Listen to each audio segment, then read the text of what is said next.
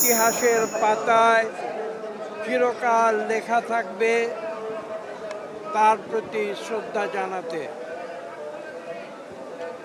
আমি একসময় সংসদে দাঁড়িয়ে বলেছিলাম দেশনেত্রী বেগম খালেদা জিয়ার সম্বন্ধে যে তিনি এই মহান সংসদের মহীয়সী নারী। আজকে আমাদের শোক জানানোর কোনো ভাষা নেই।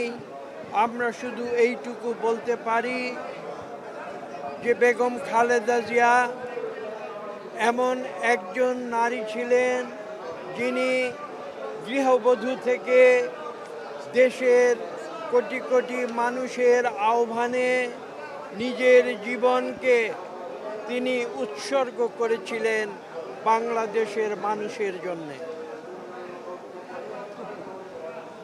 তিনি গণতন্ত্রের জন্যে তার জীবনকে উৎসর্গ করেছেন। আপনারা জানেন যে বাংলাদেশে বিভিন্ন রাজনৈতিক নেতৃত্ব যারা বিভিন্ন সময়ে নিজেদের ব্যক্তিগত অথবা দলগত সুযোগ সুবিধার জন্য তারা রাজনীতিতে বিভিন্ন সময়ে আপোষ করেছিলেন। দেশনেত্রী বেগম খালেদা জিয়া একজন অনন্য ব্যক্তিত্ব, যিনি তার জীবন দিয়ে প্রমাণ করেছেন যে দেশের স্বার্থ এবং গণতন্ত্রের স্বার্থ সেটাই ছিল তার জন্য সর্বাগ্রে, যেখানে তার নিজের জীবনকে তিনি তুচ্ছ করেছিলেন এই মানুষের অধিকার প্রতিষ্ঠার জন্যে।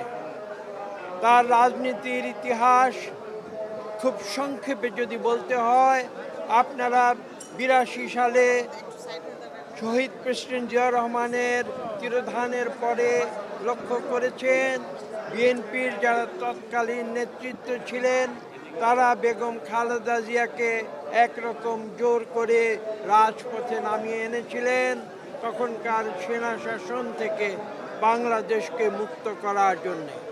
এবং সেই সময়ে দীর্ঘ প্রায় 7-8 বছর তিনি রাজপথে আন্দোলন করেছিলেন। তিনি কোনো শীততাপ নিয়ন্ত্রিত কক্ষে বসে কোনো দিন রাজনীতি করেননি। তিনি জনগণের কাতার থেকে রাজনীতি করেছেন। এবং আপনারা জানেন সেই 80-র দশকে তাকে কিভাবে একটি সামরিক শাসনের হাতে নির্যাতন এবং অত্যাচারের শিকার হতে হয়েছিল। কিন্তু বেগম খালেদা জিয়া থেমে থাকেননি। তিনি সামনের দিকে এগিয়ে গিয়েছেন, জনগণকে সঙ্গে নিয়ে এগিয়ে গিয়েছেন। তার শক্তি ছিল জনগণের শক্তি, বন্দুকের শক্তি নয়।